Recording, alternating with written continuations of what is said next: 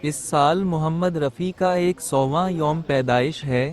مختلف تنظیمیں، fan club, انجمنی اور شائقین اس کی میراث کے احترام کے لیے اس خاص موقع کو منا رہے ہیں۔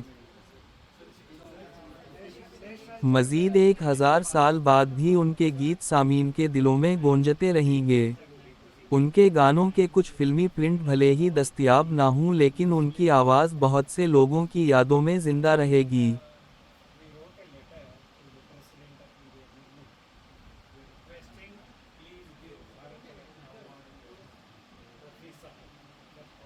آج کی دنیا میں کسی بھی تقریب، پارٹی یا ریئلٹی شو میں شرکاء اب بھی محمد رفیع کے لازوال گانے پیش کرتے ہیں۔ محمد رفیع 24 دسمبر 1924 کو کوٹلہ سلطان سنگھ، پنجاب میں پیدا ہوئے۔ وہ 6 بھائیوں میں دوسرے بڑے تھے۔ ان کے والدین اللہ رکھی اور حاجی علی محمد تھے۔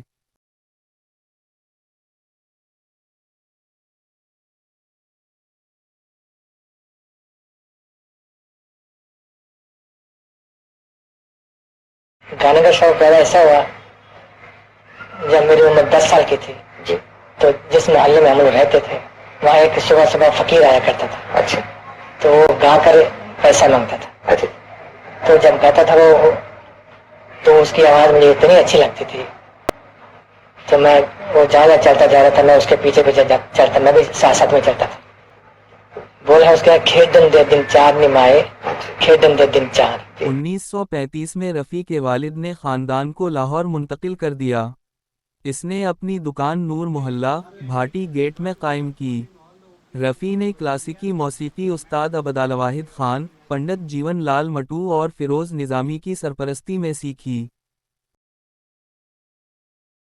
محمد رفیع نے اپنی پہلی عوامی کارکردگی 13 سال کی عمر میں لاہور میں ایک تقریب کے دوران دی جہاں کہ ایل سیگل نے پرفارم کرنا تھا۔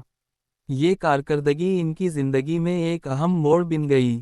سامعین میں شیام سندر، ایک مشہور موسیقار تھے جو رفیع کی صلاحیتوں سے متاثر ہوئے اور انہیں فلموں میں گانے کے لیے بمبئی بلایا۔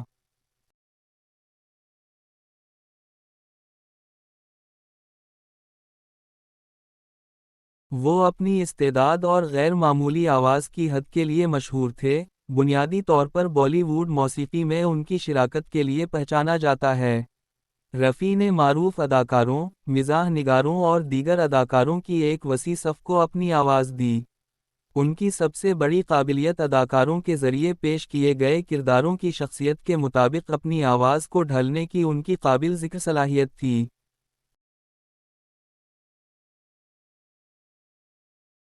ہندی سنیما کے دیگر معروف گلوکاروں کے ساتھ ان کے جوڑے بھی اتنے ہی یادگار اور مقبول تھے۔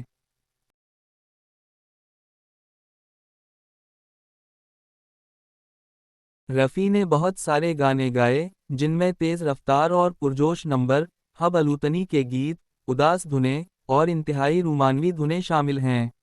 ان کے ذخیرے میں قوالیاں، غزلیں اور بھجن بھی شامل تھے۔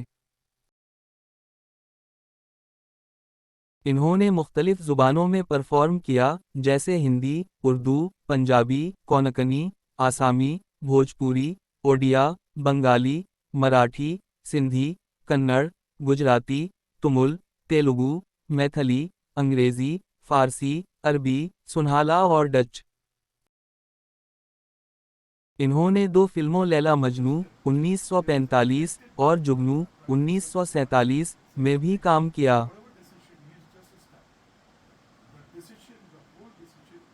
1948 میں مہاتما گاندھی کے قتل کے بعد حسن لال بھکٹرام، راجندر کرشن اور محمد رفیع کی ٹیم نے جلدی سے گانا سونو سنو اے دنیا والوں، باپو جی کی امر کہانی راتوں رات کمپوز کیا۔ رفیع کو بھارتی وزیر اعظم جواہر لال نہرو نے اپنی رہائش گاہ پر گانے کے لیے مدعو کیا تھا۔ اسی سال، رفیع کو ہندوستانی یوم آزادی پر نہرو نے چاندی کا تمغہ دیا تھا۔ 1970 کی دہائی میں، رفیع کو طویل عرصے تک گلے میں انفیکشن ہوا، جس کی وجہ سے ان کے ریکارڈ کیے گئے گانوں کی تعداد میں عارضی کمی واقع ہوئی۔ اس کے میوزیکل آؤٹ پٹ میں اس کمی کے باوجود، وہ اس وقت کے دوران اپنی بہترین اور سب سے زیادہ مقبول پرفارمنس پیش کرنے میں کامیاب رہے۔ محمد رفیع 31 جولائی 1980 کو 55 سال کی عمر میں دل کا دورہ پڑنے سے انتقال کر گئے۔ ان کا آخری گانا فلم آس پاس ستارہ کے لیے تھا جس کی موسیقی لکشمی کانت پیاری لال نے ترتیب دی تھی۔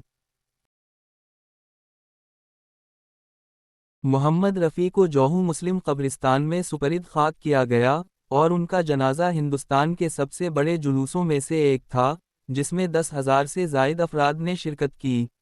ان کے انتقال کے اعزاز میں حکومت ہند نے 2 روزہ عوامی سوگ کا اعلان کیا۔ محمد رفیع کے مداح سال میں 2 بار ان کی یوم پیدائش اور یوم وفات کو یاد کرنے کے لیے ان کے مقبرے پر جاتے ہیں۔ وہ ایک لیجنڈری ہندوستانی پلے بیک گلوکار تھے جنہوں نے تقریباً 40 سال پر محیط کیریئر کے دوران 25,000 سے زیادہ فلمی گانے ریکارڈ کیے۔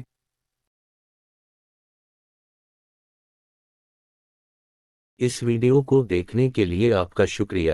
بنگلور کی نامعلوم کہانیاں جاننے کے لیے براہ کرم اس چینل کو سبسکرائب کریں۔